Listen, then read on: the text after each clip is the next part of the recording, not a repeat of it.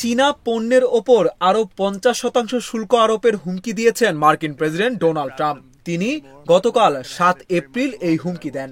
এই সময় ট্রাম্প বলেন, চীন যদি আমেরিকার উপর আরোপ করা পাল্টা শুল্ক 8 এপ্রিলের মধ্যে না কমায়, তাহলে তাদের ওপর আরো 50% শুল্ক আরোপ করা হবে। হোয়াইট হাউস থেকে জানানো হয়, এই সিদ্ধান্ত কার্যকর হলে চীনা পণ্যের ওপর মোট 104% শুল্ক আরোপ থাকবে। বান্ডেল থাকলে প্রতি সেনমানিতে টাকা বাঁচবে। বিকাশ সেনমানি বান্ডেল কিনে জিতুন প্রতি লেনদেনে। ডোনাল্ড ট্রাম্পের শুল্ক যুদ্ধে এবার নতুন বিস্ফোরণ। ট্রাম্পের নতুন শুল্ক নীতির জেরে সারা বিশ্বে শেয়ার বাজারে পতন নেমে এসেছে। ট্রাম্প চীনা পণ্যের ওপর 34% শুল্ক চাপিয়েছিলেন। পাল্টা চীনও ইটের বদলে পাটকেল হিসেবে 34% শুল্ক চাপায়।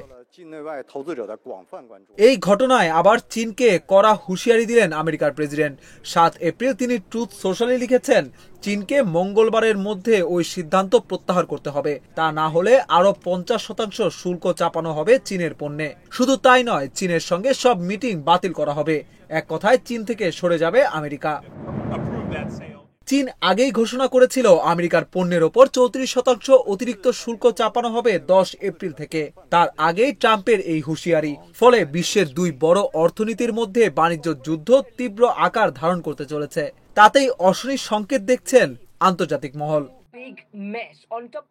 উল্লেখ্য, গত 5 এপ্রিল চীন, ভারত সহ বিশ্বের বিভিন্ন দেশের ওপর রেসিপ্রোকাল ট্যারিফ বা পাল্টা শুল্কের নামে আমেরিকা প্রচুর কর চাপায়। যে ঘটনায় অনেক দেশই সরাসরি ট্রাম্পের এই একগুঁয়ে আচরণের প্রতিবাদ করেছে। এমনকি আমেরিকার মধ্যেই ট্রাম্পের বিরুদ্ধে বিক্ষোভ হয়েছে।